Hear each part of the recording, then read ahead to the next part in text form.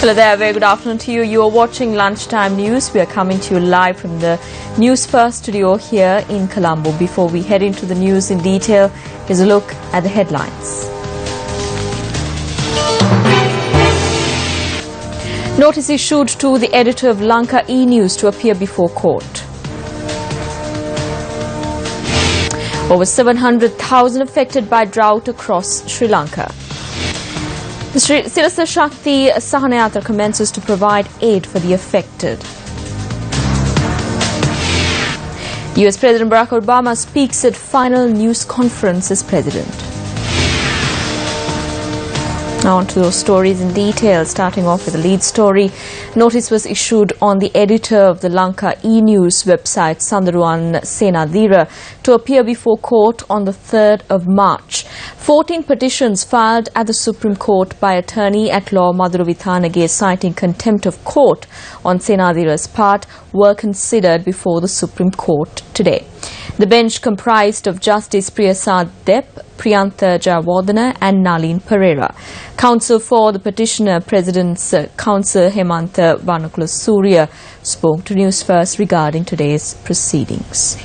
14 petitions filed by attorney-at-law Madhura Vithanage naming the editor of Lanka E-News, Sandaruwan Senadira, as an accused for and charging him for having committed scurrilous abuse of the Court of Appeal, the Supreme Court and the Magistrate Court, was taken up for hearing today, and Mr. Hemantha Surya, President's Counsel, along with Mr. Manohara De Silva, President's Counsel, appeared for the petitioner and informed court that his address cannot be traced. Even the CID has failed to trace the address, and he is living in London as a refugee, and requested the court to issue notice at the first instance at a former resident Battaramulla. The court accepted and directed the registrar to issue notice, requesting him to appear on the 3rd of March 2014. Another accused, Lieutenant Chandrasekhar Ratna, who has also been accused in one case, was also summoned to appear before court on the 3rd of March 2014. Now on to a developing story. The Disaster Management Centre says that close to 700,000 people have been affected by the prevailing drought. Assistant Director of the Centre, Pradeep Kodipilli, said that more than 100,000 people from the Kaluthara district have been severely inconvenienced owing to the contamination of drinking water. Issuing a statement earlier on, the Assistant Director of the Disaster Management Centre, Pradeep Kodipilli, said that 695,074 people have precisely been affected by the drought, with the eastern province being the worst affected. 13 districts across the island have been affected by dry weather conditions. As experts say, the country may be facing the worst drought in decades. Still on the same line of stories, 700 acres of paddy fields in Puliyakulama and Malilanda in the Putlam district have already withered under the harsh rays of the sun. Malilanda, which is home to around 100 families, is also suffering the consequences of the severe drought. Villagers' livelihoods have been destroyed as their hard work wilts away before their own eyes.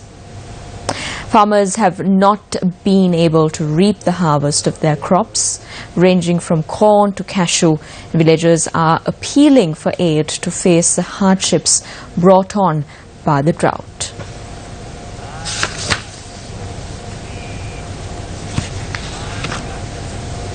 Meanwhile, farmers lament that the 500 acres of paddy land in Lemasuria, which falls under the purview of the Hanguranketha Divisional Secretariat, is on the brink of being destroyed due to the lack of water.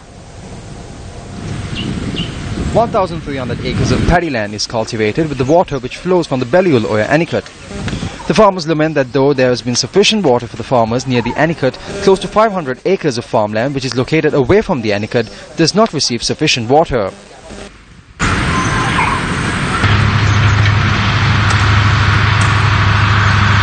We do not have water to drink. The waterway is bone dry. A large amount of crops has already been destroyed. We cannot cultivate paddy anymore. We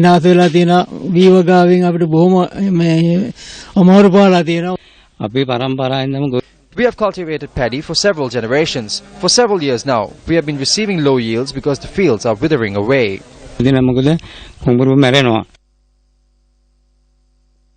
Well, in this backdrop, the Sirasa Shakti TV1, MBC and Newsfirst Sahanayatra was launched earlier on today in order to provide relief to those who are suffering as a result of the inclement drought in Sri Lanka. We at Newsfirst have allocated a number of collection centres where relief material can be dropped off as of 8:30 this morning. Accordingly, relief material will be collected at the Sirasa head office in Braybrook Place, Colombo 2, the Stein Studios in Ratmalana, the studio complex in Depanama and the Harrison's building on Dali Road.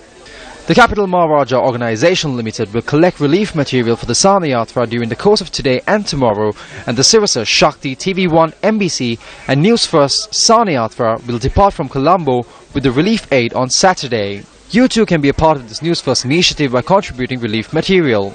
The Sahanayatra will be collecting 4 main categories of relief material, namely bottles of mineral water, sugar, powdered milk and dal. So feel free to drop off any of these material at the collection centres to help our fellow Sri Lankans during this time of great need.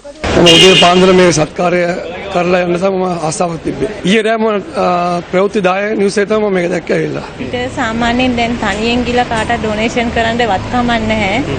මේ වගේ සාමූහික එකතුලා donation එකක් දීලා දෙයක් කරගන්නවා නම් අර අපිට උදව්වක් ඒක. ඒයි තනියෙන් ගිහලා කරන්න බැරි එක මේ වගේ එකතු වෙලා කරන එක වටිනවා. Well, standing by at the Dawson Street head office in Colombo is Ramesh Shirugal Bandara with all the details. Ramesh? Hello Stephanie and good afternoon to all our viewers. I'm joining you from the MTV channel head office located in Braybrook Place, Colombo 2, where we began accepting donations for the Sirasa Shakti TV1 Newsfirst Sahanayatra campaign at around 8:30 a.m. this morning. Now we have seen a steady flow of donors coming in to hand over their donations to help out their fellow brothers and sisters who have been affected, who have been severely affected by the drought. Just let me remind you that the main need of the hour is water. In addition to water, we also require dry rations such as rice, dal, milk powder and other such dry rations. So if you can drop off any of these items that we mentioned to our location centres that have been set up here in Colombo 2 as well as in Ratmalana, in Pandipitia as well as down Dali Road in Colombo. Now, there is a small request that we need to make. If possible, please hand in 5-litre bottles of water because then it will be easier for the people to consume, people to transport and hand over to the people who have been severely affected. Also, if you are watching this broadcast from home, you can come here to these locations at any time you want and drop off whatever you can to help our fellow brothers and sisters. If you are watching this at your place of work, please take the time to come after work, buy whatever small item you can and help out these people who have been severely affected because that is what we need right now. A little help goes a long way. So whatever donation you can make could be well welcome. So donation centers are open 24 hours and we will be collecting donations until Friday. Teams will be departing from Colombo on Saturday to distribute the rations that we have collected. For the Newsfirst team, I'm Ramesh Shirugal Bandara. Stephanie, it's back to you. Well, thank you, Ramesh, for that timely and most important reminder. Now, moving on to some more local news on lunchtime news, a number of accidents occurred across the island today. A 7-year-old was killed in a collision at the 92nd mile post in Kantale on the Colombo-Trincomalee main road. Police said that 9 persons who sustained severe injuries have been hospitalized. The accident occurred when the driver of the van had fallen asleep, causing the van to veer off the road and collide onto a post. The injured are residents of Kinnear. Our correspondent said that the group had attended an event at the Trincomalee port and were returning home when tragedy struck. A 50-year-old woman was killed when she was hit by a crane in the Malwattu Hiripitia area in Gampaha. Our correspondent said that the driver of the crane lost control of the vehicle, hitting the bystander and damaging a house as well. The deceased was a 50-year-old woman from the Budpitia area. The driver has been arrested by the Malwattu Hiripitia police. An accident occurred on the Gaul Road in the north of Kaluthara when 2 container trucks travelling on the same lane had collided. Our correspondent said that the accident occurred when a container truck had attempted to give way to another vehicle and collided onto another container truck parked on the side of the road. Vehicular movement was hampered for about an hour due to the incident.